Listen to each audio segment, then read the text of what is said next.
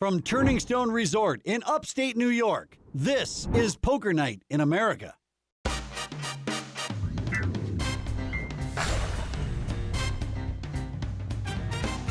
Welcome to Poker Night in America. I'm your host, Chris Hansen. For this episode, we head back to the VIP Lounge at Turning Stone Resort in Verona, New York, or as we like to call it, the Cool Kids Club. Let's get tableside to see who's cool enough to be invited to the party. To me, Jesse claimed he was not cool. But, I mean, when did I claim I was not cool? Compared to his family, he said. Compared to your family. Well, My family's just awesome. really cool. I'm like pretty cool. But I think, but to me, Jesse's pretty cool. What the hell do your family do?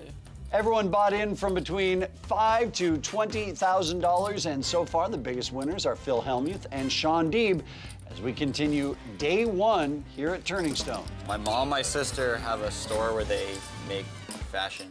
Make fashion. Just make fashion. Yeah, you sound real cool. Then make a design. Well, sorry, they make their own designs. Make they're everything designers. at the store, and people come check it out, and then they buy stuff. Wow. My dad is an engineer on a research vessel, so he like travels the world. Researching what? They do like, I think they monitor all kinds of stuff like underwater tectonic plate movement and like everything. They leave buoys out around the world and stuff. He worked on the boat that found the Titanic. But Wow. that Was was he on more it of when like they found it, or? I don't think so. Oh, okay. It was more of like I a think they found it publicity quite a while thing, so they ago. could get fundraising. Oh, that could be old. It's possible. So pretty much Jesse's very cool, isn't he? I think Jesse's awesome. Yeah, everybody thinks Jesse's cool, so I don't know. Your family must be pretty cool. Family's If pretty you're cool, not. man. Where do you live, by the way, Jesse? Las Vegas now. Where's your family from then? Martha's Vineyard. He needed to take a boat, Martha's Vineyard. a plane, and a train. Not your usual get table to the talk World going on Series. here. I think I heard tectonic plates brought up for the first time ever on Poker Night in America. Except for the train. More of like a bus. I could have taken a train though. Right. It was something. I remember when you said it in some interview, I was like, oh, it's a lot of different modes of transport. Yeah.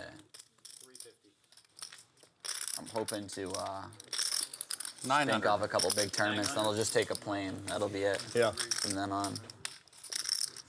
Yeah, you guys are all invited to come down and visit sometime. Seriously. You might have to bring Igor though. I know. We like Igor. Yeah. He's cooler than me. Yeah. Well, No, I don't it's know. true. You guys both have pretty high cool factors, but Deeb calls Hellmuth's He has raise. the- Definitely raises my value. oh my god. He's got. Excuse me, Liv, but you're much cooler than Igor. You don't know Igor yet. That's Give him a chance. But I know you. Yeah.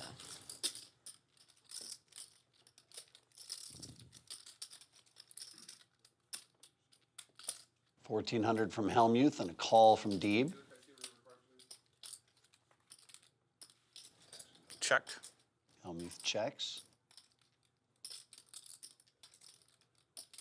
I check. Ace 10, No good. ace jack. Way better. Midi check. What I'm supposed to do. And the two players who have made the most money thus far at our cash game tonight get involved with a pot. Sean Deeb will come out the victor over Phil Hellmuth. Sean Deeb deciding to check on the river. Even if he bets, the only way he gets called is if he's probably beat. So we just decided to check and scoop over a $5,000 pot to get our night started here. Sean Deeb with a $100 straddle. And Jesse Sylvia raises to $350 with ace-5 of diamonds. By the time this airs, the main event will be over. It's coming up quick, isn't it? November 9, wow. You got to make an appearance there. I always like to interview the Phil Hellmuth. And ace-queen Every again year I don't go, I regret it. for Deeb. I'm like, you know, I should have been there. I didn't want to go in 2011 when Benba, you know, and I didn't want to go the year that Merson had to finish first. I didn't want to be in the crowd and have the cameras keep coming at me. Hey, if Greg Merson finishes one more place, Phil gets Player of the Year. He had to win first place to knock me off Player of the Year that year. That's insane. I mean, come on, really?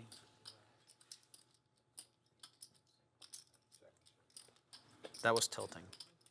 Blame the guy who came second. You should try this thing. I read this book called 21 Days Complain Free. And you... You can't do it. No, it's good for everyone to try it, actually. And it's... Can I give you that have to a my wife? bracelet. You give it to everyone, yourself included. You have a bracelet, and every time you catch yourself either complaining,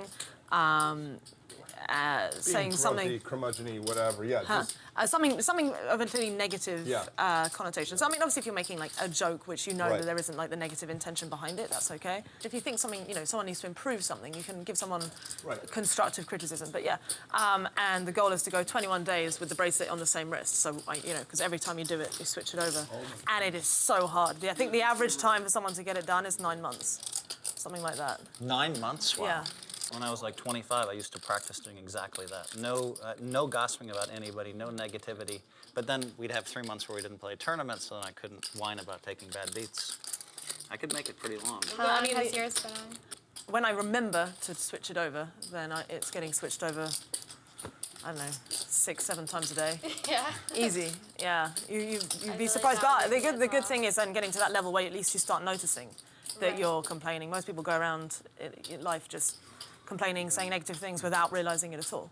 What's the That's name a of the big book? improvement. Complaint-free world.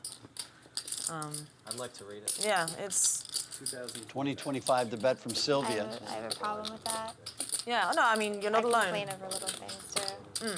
And apparently the goal is it completely retrains your brain. After that length of time, you just start thinking in a much more positive way.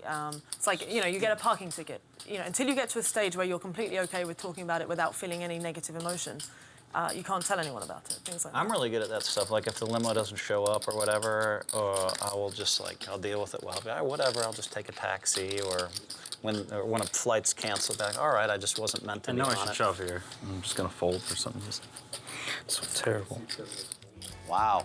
And that is why these players are some of the best in the world. Sean Deeb, great laydown, although there are plenty of hands that had him beat in that situation. So what'd you have? I had you beat. You sure? Yeah. I had a really good We've hand. got more poker and maybe more life coaching from Liv Bory after the I break. think a shove works though, right? If you folded, I had you beat. General anxiety about things, that Poker Night in America is being brought to you by 888poker.com, where the world plays online. We're right on the precipice, Phil. We're very close to cornhole, making a lot of money for a lot of people. you've been studying the cornhole? Yeah, I'm gonna get better. What is cornhole, since That's the game we're playing. That's the beanbag? beanbag It's a game. version of OF. Oh, the beanbag game. How are you a Hogan fan? That's like a Phil Loft move over there. I didn't know. I thought it was some kind of beanie bag was the name of it. For seat assignments at Turning Stone tonight, we brought out the 888 cornhole, or beanie bag toss, as Phil Hellmuth likes to call it. Over here. What is this? This way I can get it in the hole. It's like you're Wii bowling.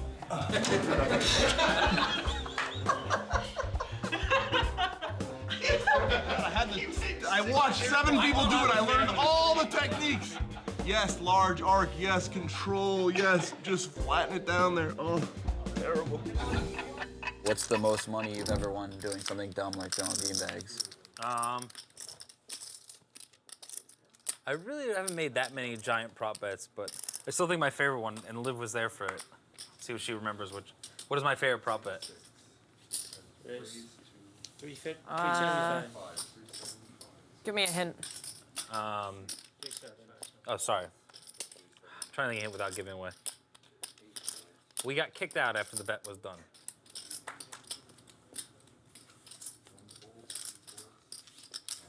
No, I don't remember. Maybe you weren't even here How for many that. times you guys been kicked out of Were you in stuff? New Orleans for the Binger bet? Oh, yes! Yes! That one was. That was so good. Tell us. Yeah. What's his hands over? Yeah.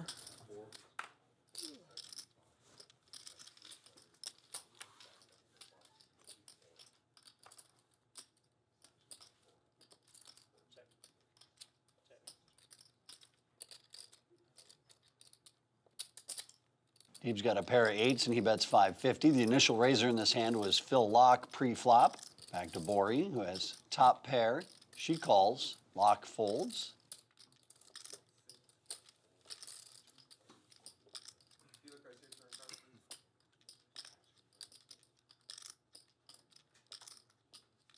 A check from Bory, so action now on Deeb.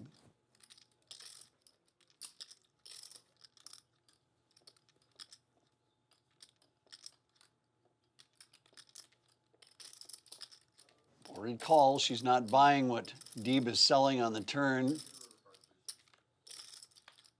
River's a 6. We got 1 check and we have 2 checks. Check. Check what? Queen. All right, tell us the story, Sean. So yeah, we're like Pat O'Brien's, I think is what it was called, like an outdoor patio. I show up and like Michael Binger is just wasted. It's like him, Will the Thrill, Allie, Prescott, a few other people, like are all discussing a bet. The bet is he has 45 seconds to go from like our back table, run 30 feet, scale to a roof, run across the roof, and get to a chimney. Yeah. And touch a Up chimney on in the 45 building. seconds. 45 seconds is longer than people think. Like. Yeah. Was it 45? I thought it was 25. No, it was Because the whole point was it was so absurd. Oh, was it 25? Yeah, that's the thing. It Yeah. was 45, just I like, believe. 45 seems easy. yeah, Maybe 45 that's was- the thing. He yeah, cleared it in 45. Fluid, pure No, motion. it got to like 50 seconds and he was like, how am I doing? As he was still like just about getting onto the roof. Right. Told you that. You might use that against me. Just figured that out right here. It's only because it's locks flat that I have to respect. Called every other 3 bet I made. Yeah, I did. I had 6 high. If Sean had aces, he'd raise like 500 or 600 or something. I like how Sean responds, okay. Surprised Phil Locke gave up the button there, but he folds, and that's Deeb's opportunity to pounce. Raises with Queen Jack. Patton folds. Over to Jesse Sylvia with Jack 8 of diamonds. How much you playing now? Sylvia makes a move of his own, raising to 14. 1,025. It's a new Sean Deeb has arrived. This is the kind of stuff that happened to me when I was your age, Sean. I just start playing every hand and go on tilt for an hour. Exactly what used to happen to me. And this is a great flop. Sylvia flops 2 pair, Deeb flops top pair. I guarantee you right now both players believe they are ahead.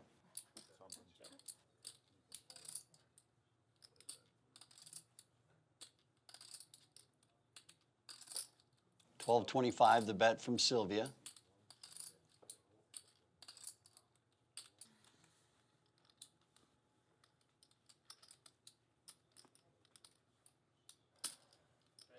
And here comes Deeb with a raise to 28.25. Back to Sylvia.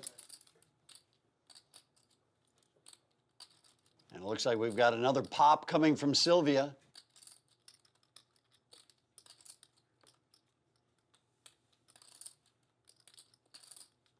Raises to 47.25.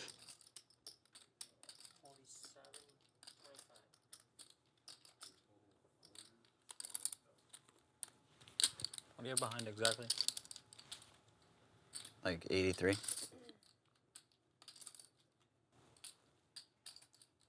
Hold on. Deeb shoves, and Sylvia will call.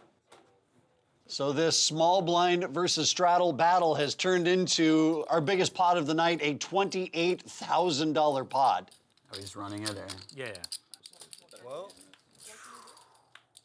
The turn is a king. River is a 9, and it's gonna go to Jesse Sylvia. now I don't know if I'm trying to get my 10K back from you or trying to get it from Jesse. You gotta get it Because from I see Jesse. it's there. He's I 3 still- bet with Jack 8 this hand, right?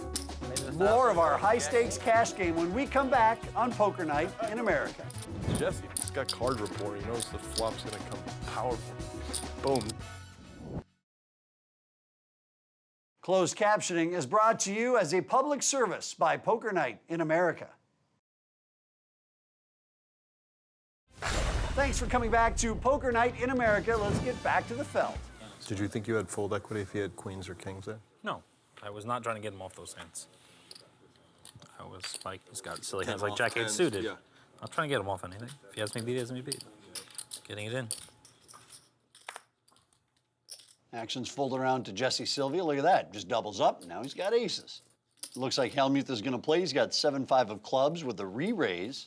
Andrews folds, as does Borey. And it's pocket kings for Cindy Kerslake, professional player out of Canada, making her Poker Night in America debut.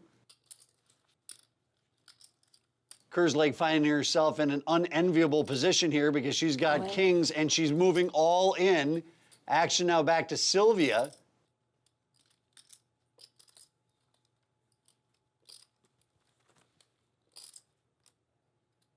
Guessing Sylvia's just going to call because he doesn't want to scare away Phil Hellmuth.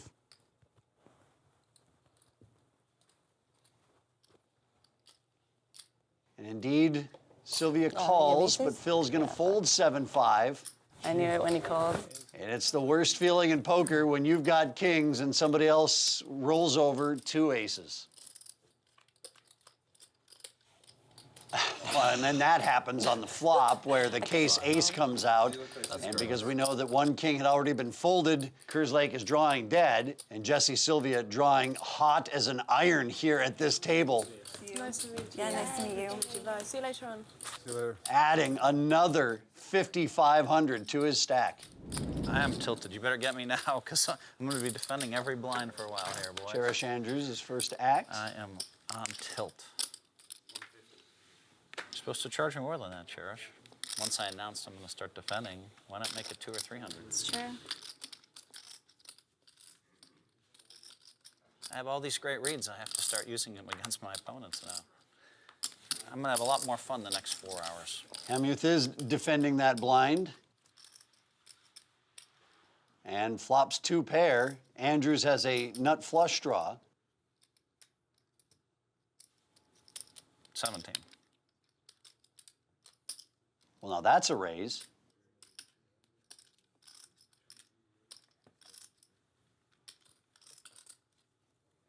How much? How much do I have left? 5,800, I think. Or am I wrong? Yeah.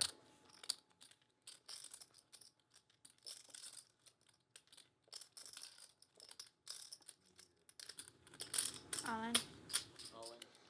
I love it. No lack of action here tonight on Poker Night in America. Andrews shoves with her draw and Phil calls.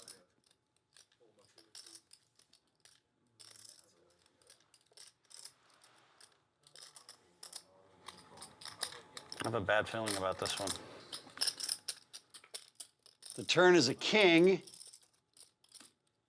No spade for Cherish. She needs one on the river. She doesn't find it, and Phil Hellmuth announced he was going on tilt, and I guess if you're Phil Hellmuth, this is how you tilt. With that win, Hellmuth now has a profit of $8,600 thus far at the table, but the story really is Jesse Sylvia went on just an absolute crushing tear, and he's now up almost $24,000. And we say goodbye to Cindy Kerslake, who is not reviving into the game. When we come back, it's Poker Night at the Movies, where our panel of film and poker experts will review a scene from the 1965 film, The Cincinnati Kid. Poker Night in America is being brought to you by 888poker.com, where the world plays online. Welcome back to Poker Night in America. Legendary movie star Steve McQueen plays a young Depression-era poker player known as the Kid in the 1965 classic film The Cincinnati Kid. Critics at the time compared the movie to Paul Newman's The Hustler, but with pool cues traded in for playing cards. We'll leave which one is better for others to decide, because what we care about is the poker. For tonight's scene, our panel of experts critiques how well Hollywood brings to life the crazier days of open stakes 5-card stud. This is Poker Night at the Movies. I absolutely love this movie. I always thought it was one of the most realistic depictions of those all-night poker games where people are sleeping on the sofa, sort of the tawdry glamour, the girls standing around their evening gowns, and they'd really rather be anywhere else than watching their men play poker. I love that Carl Malden took all the time to learn how to shuffle. He obviously spent time at poker games. He did the shuffle. He said the no string bets, which you never, ever hear in movies. He's taking out the jokers out of the He's deck. doing the I mean, that was really tight. Yeah, and I just think I love this movie, and I think it's fantastic. I'd give it a full house for poker veracity. Just saying that at home games, sometimes anything goes. Sometimes you can, put more stuff on the table. This is the 60s, Yeah.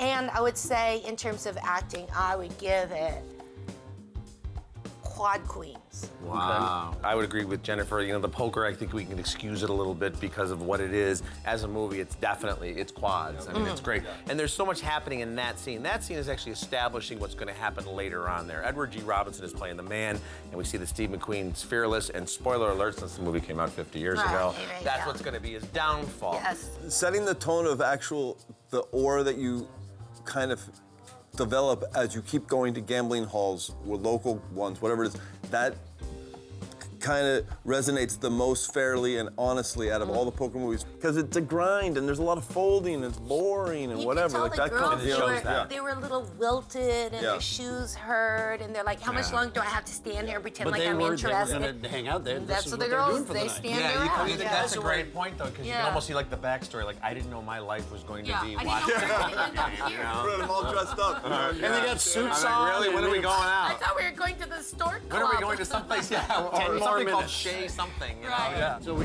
got quad queens, I think, for the Richard. Yes. What do you think? I'd say quad tens. It's right Okay. there. Yeah, it's And great, I'm great, gonna go great. pre-flop again. I'm gonna go jacks just because I like queens. I like the queen hand better. So there you go. That's Cincinnati Kid with our panel here. I think we liked it. Yeah. For more from Poker Night in America, log on to pokernight.com or find us on Facebook, Twitter, or YouTube, where you can see complete episodes and unedited live streams. Also, be sure to check out our online store for Poker Night shirts, hats, hoodies, and more. For everyone here at Poker Night in America, I'm Chris Hansen. Poker Night is brought to you by 888 Poker, where the world plays online, or as we like to call it, the Cool Kids Club. Let's see. That was dumb. The Cool Kids Club. The Cool Kids Club. Let's get tableside and see who is. And I just broke your sunglasses. I'm sorry. Okay, I think I fixed them. Never mind. This girl's picking them up and throwing them around. Let's get tableside and see who's invited to the party. Are you crying? Well, I've been with my eyes.